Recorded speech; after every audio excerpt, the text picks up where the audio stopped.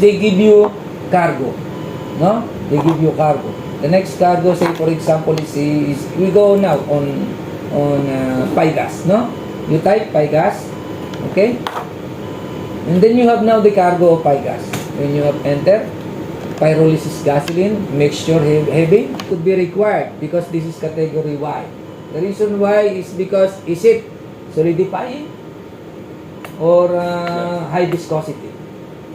So it will depend on the temperature. Okay, I will explain to you later on. But this is the overview of the cargo. Now, if you want to clean, how to clean this? No? But the problem is that you have last cargo. You are preparing this to as your next cargo, right? And you come from what cargo? Paraxylene. Okay? Now you click cleaning 2.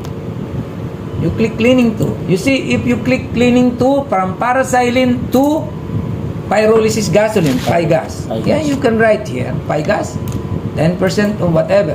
Now, this is from paraxylene to pyrolysis gasoline.